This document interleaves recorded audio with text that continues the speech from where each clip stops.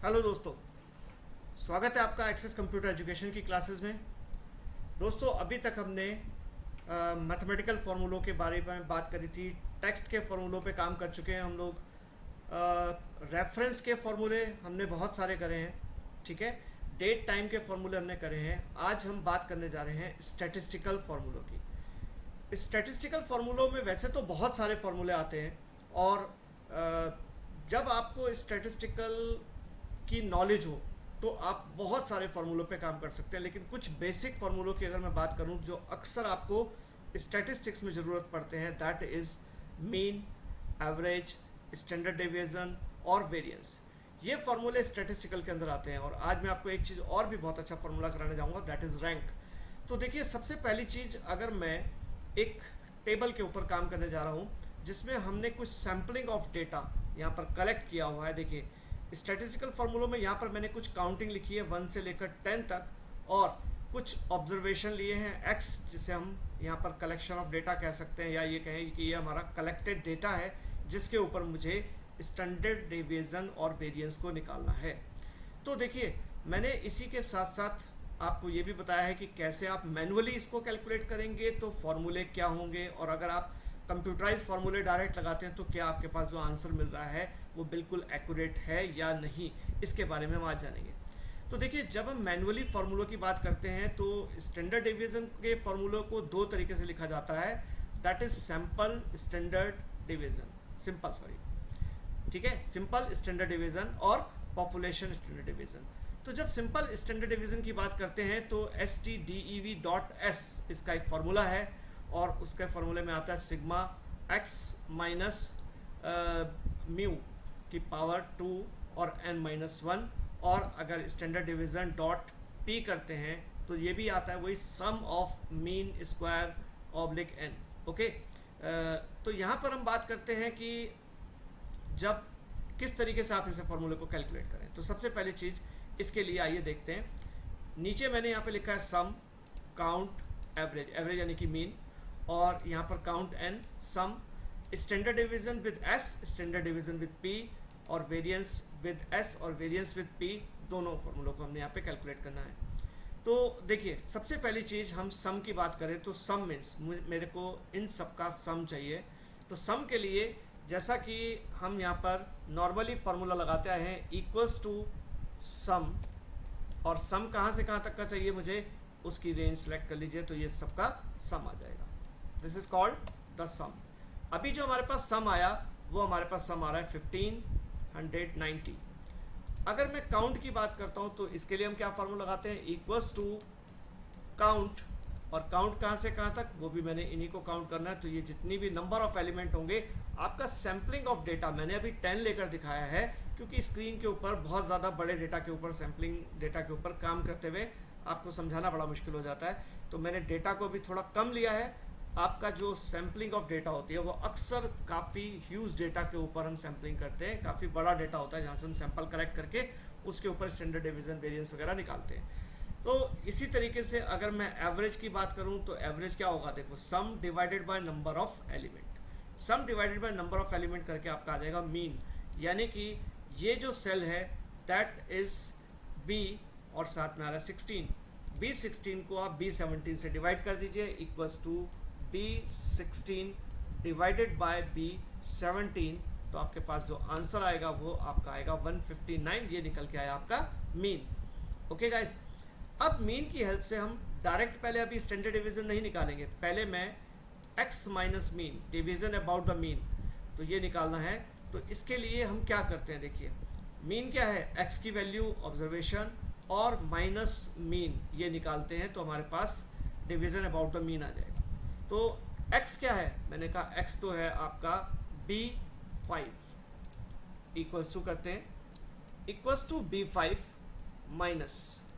अब माइनस करने पे देखिए, हर बार मुझे इस x से और किसको माइनस करना है, मैंने कहा 18 को, B18 को।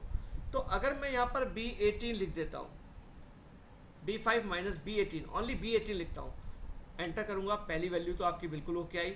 लेकिन आप जानते हैं कि जब मैं इसको नीचे खिसकाऊँगा और नीचे मैं कंट्रोल D करता हूँ फिल डाउन, तो ये डेफिनेटली आंसर गलत हो जाएगा, क्योंकि यहाँ पर हर बार आपका B18 की जगह B19, 20, 21, 22, 23 इसको लेने लग जाएगा और यही वैल्यू आपकी आउटपुट आएगी, क्योंकि ये सेल अभी सारे खाली हैं।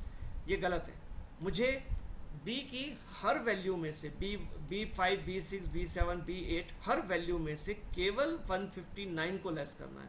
तो इसका क्या मतलब हुआ? क्या मैं यहाँ पे 159 लिखूँ? हमने कहा नहीं, देयर इज़ नो नीड। मैं इस फॉर्मूले में थोड़ा सा चेंज करता हूँ। तो मैंने यहाँ पे क्या लिखा? B5 में से अगर आप B18 पे सेलेक्ट करके और F4 दबाते हैं, आपको याद होगा मैंने एब्सोल्यूट रेफरेंसेस सारे पढ़ाए हैं आपको पहली क्लासेस में। तो जैसे ही आप इसे F4 करते हैं, इसके दोनों तरफ डॉलर लग जाता है। डॉलर लगने से मतलब क्या होता है? ना तो इसकी रो खिसकेगी ना इसका कॉलम। तो अब जब आप इसको नीचे लेकर जाते हैं, सेलेक्ट करते हैं और कंट्रोल D करेंगे, तो आपके पास सारी वैल्यूज़ आपकी x माइनस मीन के रूप में आ गई। अब दूसरी चीज़ क्या करते हैं? हमने कहा दूसरी चीज़ ये x माइनस मीन का स्क्वायर, जो भी यहाँ पर वैल्यू आ रही है उसका स्क्वायर, यानी कि 7 का। तो इसके लिए तो सिंपल फार्मूला है, इक्वल्स टू आपने कहा C5, इसकी एक्सपोनेंट वैल्यू यहाँ पर एक्सपोनेंट से भी ले सकते हैं और पावर 2 करके ले सकते हैं, तो भी आंसर आपका 49 बिल्कुल एक्यूरेट आया।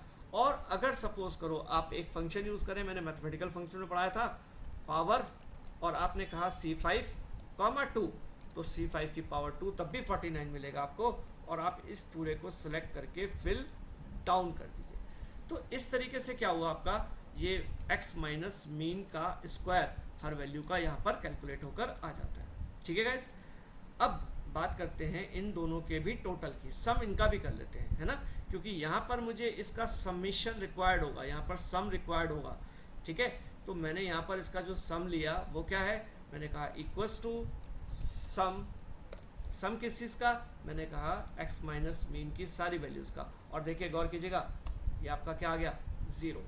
ठीक है, इस तरीके से यहाँ पर आए और यहाँ पर भी मैंने क्या कहा? इक्वल्स टू सम, और ब्रैकेट में जैसे ही मैं इसको सेलेक्ट करता हूँ सैम्पलिंग डेटा को, एंटर करते ही यहाँ पर वैल्यू आ गई 1738। ओके गाइस, अब देखिए मैं आपको दो चीज़ें कैलकुलेट करना बता रहा हूँ, पहले आपको फॉर्मूले के थ्रू और फिर इस मैनुअल फॉर्मूले के थ्रू, दोनों तरीके से कैलकुलेट करने की हम बात करते हैं। तो मैं थोड़ा सा नीचे आता हूँ स्टैंडर्ड डेविएशन पे। स्टैंडर्ड डेविएशन की एस वाली वैल्यू, एस के थ्रू क्या करते हैं कैलकुलेशन? अगर मैं यहाँ पर लिखता हूँ STDEV डॉट एस, फॉर्मूला लगाया, ठीक। अब वो पूछता है स्टैंडर्ड डेविएशन किसका निकालना है। तो देखिए ये जो मैंने आपको पूरा प्रोसेस बताया है, ये मैनुअल तरीका बता रहा हूँ मैं आपको, किस तरीके से आप स्टैंडर्ड डेविएशन को किस किस कैलकुलेशन से निकालते हैं। हालांकि कंप्यूटराइज तरीका तो यही है कि आप सीधा निकाल लीजिए, STDEV डॉट एस करते हैं और आप इसको सैम्पलिंग डेटा दीजिए और ब्रैकेट क्लोज या एंटर कर दीजिए, डायरेक्ट एंटर, तो आपके पास 13.89644239 ये आपका आंसर आ गया। बिल्कुल एक्यूरेट है, नो प्रॉब्लम। इसी तरीके से अगर मैं स्टैंडर्ड डिवीजन डॉट पी करता हूं, तो यहाँ पर भी आपने क्या कहा? STDEV dot P, P is for population data, और आपने इसको सेलेक्ट किया और जैसे ही आप इसको एंटर प्रेस करते हैं you will get the answer. But main difference is that you have to check the answer, आपको चेक करना पड़ेगा आंसर क्या ये ओके है। तो देखिए मैंने आपको पूरी मैनुअली कैलकुलेशन करी हुई है, इसी के सामने मैं आपको आंसर निकाल के दिखा रहा हूँ। स्टैंडर्ड डेविएशन और वेरिएंस का आंसर क्या इस फॉर्मूले के थ्रू भी बिल्कुल यही आ रहा है। तो इसके लिए हम क्या करेंगे, देखिए स्टैंडर्ड डिवीजन डॉट एस का फॉर्मूला जो होता है उसमें क्या होता है? Square root. स्क्वायर रूट में अब मैं थोड़ा आगे यहाँ पर करता हूँ, इसके अकॉर्डिंग है।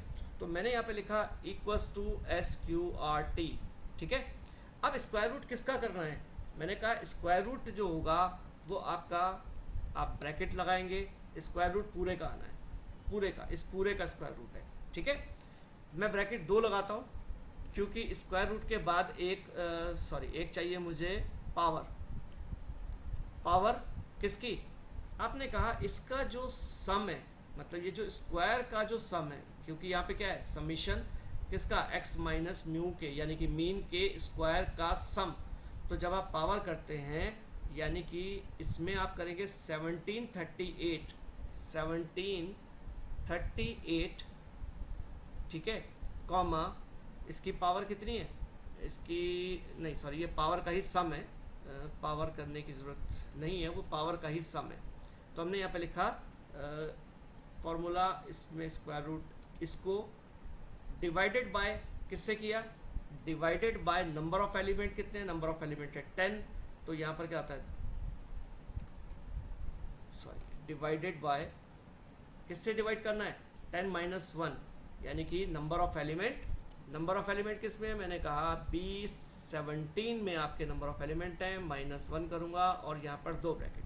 तो देखिए D16 में क्या है, D16 में x माइनस म्यू के स्क्वायर का सिग्मा, यानी कि ये समीशन है, ये तो D16 से वैल्यू आ गई।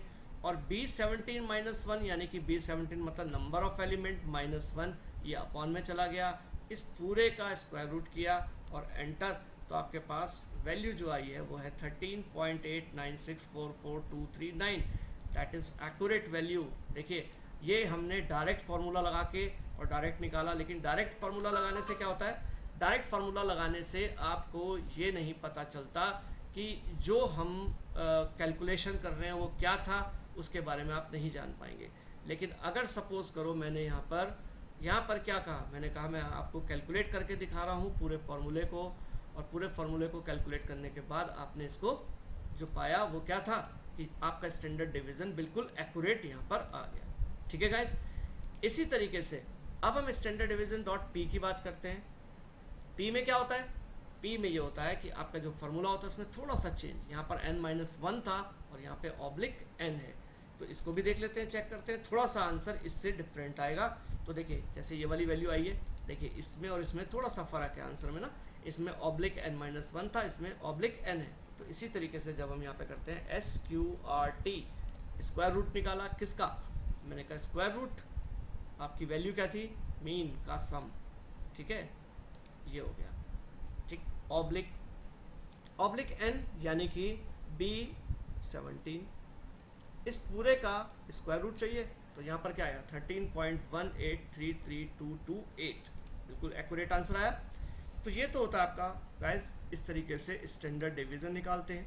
ओके, अगर मैं यहाँ पर बात करता हूँ कि variance, variance means S square, ठीक है, एस स्क्वायर यानी कि इक्वल्स टू पावर किसकी, हमने कहा B19 की पावर 2, करिए और यहाँ पर आपके पास आंसर आ जाएगा 193.111। और इसी तरीके से square root variance of P square, तो अगर इसको करते हैं तो आपने कहा पावर B21,2, तो इस तरीके से आपके पास आंसर आएगा 37291.19। ठीक है, तो इस आंसर को दोनों को आपने यहाँ पर निकाला, ठीक है, B19 और इसमें क्या किया हमने B20 नॉट 21, B20 की पावर, ओके। और जब आप इसको एंटर करते हैं तो यहाँ पर आ गया 173.8, ओके। इसी तरीके से यहाँ पर भी करके देख लीजिए, बात तो वही आएगी, ठीक। तो यहाँ पर भी आप इसकी पावर कर रहे हैं और यही आंसर आपको यहाँ पर मिलेंगे क्योंकि इसी की पावर है ये सेम। तो गाइज इस तरीके से हमने क्या निकालना सीखा, हमने निकालना सीखा आज की डेट में sum, count, average, standard division with S, standard division with P, variance with S और वेरिएंस विद पी। तो ये फार्मूले आप बिल्कुल ध्यान से नोट कीजिएगा इन फार्मूलों के बिहाफ पे। और फार्मूलों के साथ साथ मैंने ना केवल फार्मूले लिखे हैं, मैंने आपको ये भी बताया है आप सबसे पहले एक्स माइनस मीन कैसे निकालेंगे। मीन का मतलब यहाँ पर आपने क्या कहा, सम निकाला, ठीक, सम निकाला, काउंट किया, average is called the mean. उस तरीके से x माइनस मीन करते हैं तो ये सारी वैल्यू कैलकुलेट होती हैं, और इस पूरे का स्क्वायर करते हैं तो ये सारी वैल्यू कैलकुलेट होती हैं। इनका सम यहाँ पर आता है और ये सम क्या है, sum sigma of x minus mu की पावर 2, वो यही है, x माइनस म्यू की पावर 2 ये हो गया, और इन सब का सम। और n-1 का मतलब नंबर ऑफ एलिमेंट -1। तो ये फॉर्मूला है गाइस क्या निकालने का, स्टैंडर्ड डिवीजन निकालने का, ठीक है। तो इसको ट्राई जरूर कीजिएगा, स्टैटिस्टिकल फार्मूलों के अंदर ये बहुत इंपॉर्टेंट फार्मूला माना जाता है। अब बात हम रैंक की करते हैं। What is the meaning of rank. Rank का मतलब होता है जैसे आप कहते हैं ना कि कुछ, ये भी इसमें भी मैंने सैम्पलिंग डेटा लिया है, देखिए इसमें मैंने कुछ स्टूडेंट्स के रोल नंबर लिए, उनके नाम लिए, उनके physics, chemistry, maths, Hindi, English, इन सब सब्जेक्ट्स के सबके स्टूडेंट्स के मार्क्स लिए और उन सबके टोटल। अब गाइज अक्सर पूछा जाता है कि इस स्टूडेंट की क्लास में टोटल नंबरों के हिसाब से देखिए इस पर्सन की रैंक नंबर 1 2 3 4 5 6 कौन सी रैंक आई है। तो उसके लिए रैंक डॉट EQ और रैंक डॉट एवरेज दो फार्मूले हैं। ये दो क्यों हैं, EQ, देखिए रैंक डॉट EQ में आपका बेसिकली जैसे आप नंबर को चेक करते हैं ना कि दो बच्चों के मार्क्स अगर बिल्कुल सेम है तो उसमें कहीं ना कहीं 1 2 3 होगा ही होगा, ठीक। लेकिन एवरेज मार्क्स के अकॉर्डिंग अगर दो बच्चों के मार्क्स बिल्कुल सेम है तो दोनों को इक्वल उसमें रखना पड़ेगा, इक्वल क्लास में रखना पड़ेगा। तो दो फॉर्मूले हैं, इसको चेक कीजिए। देखिए मैं आपको दिखाता हूँ। सबसे पहली चीज़ नीचे देख लीजिए, the difference between rank EQ and rank average is that rank EQ function return the lower rank, ठीक है, whereas the rank average function return the average rank. Okay, तो इसको फॉर्मूले को जैसे आप देंगे, मैं थोड़ा सा बड़े भी कर देता हूँ फॉर्मूले, आपको थोड़ा देखने में आसानी होगी। और यहाँ पर आप इसको ध्यान से देखिएगा। ये अब देखिए मैंने यहाँ पे लिखा रैंक, रैंक डॉट EQ, और किस नंबर को चेक करना है, मैंने कहा 396 जो है वो नंबर इस पूरी रेंज में कौन से रैंक पर आता है। तो ये तो आ गया आपका नंबर जिसको हमने चेक करना है, और किस लिस्ट में, मैंने कहा इस पूरी लिस्ट में इस नंबर का रैंक कौन सा है, ऊपर से टॉप लिस्टेड में कौन सी रैंक पे, तो दैट इज सेकंड रैंक। अब बात आती है जैसे ये कौन सी रैंक पे आते हैं, तो लिस्ट तो आपकी कॉमन रहनी चाहिए।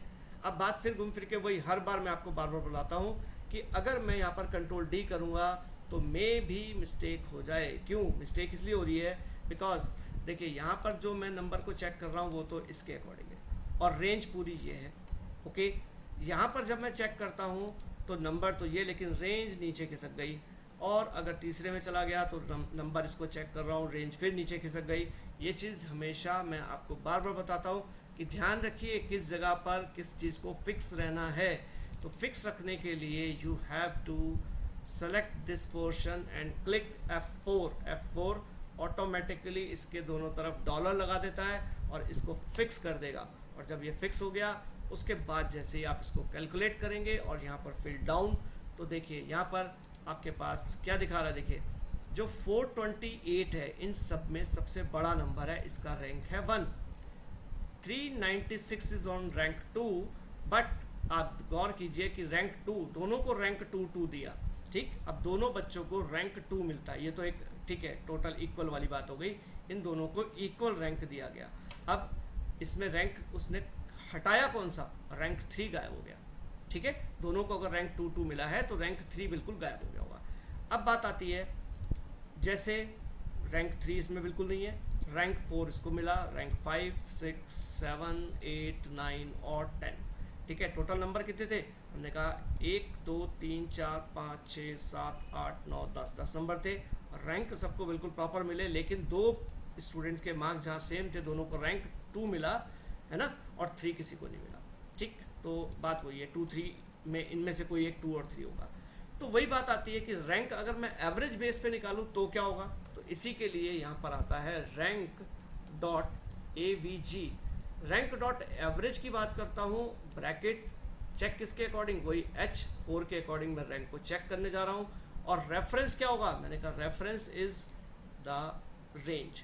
ओके, ब्रैकेट क्लोज कीजिए एंड सेम थिंग यहाँ पर इसको सेलेक्ट करके हाथ के आता है 4 दबा दीजिए, और जैसे ही आप एंटर प्रेस करते हैं यहाँ पर आ गया 2.5, यानी कि क्या सब में एवरेज आएगा, हमने कहा नहीं, सब में एवरेज नहीं आएगा।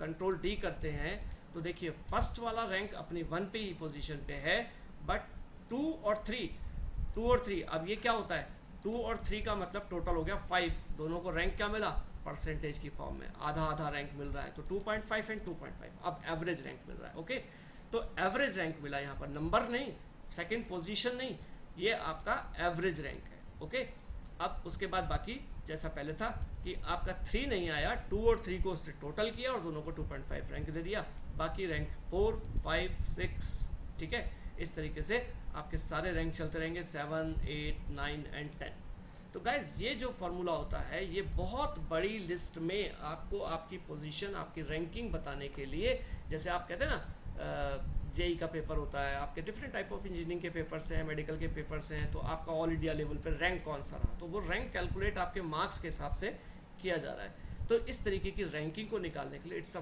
Very good formula. Okay, thank you guys, आज की क्लास यहीं तक।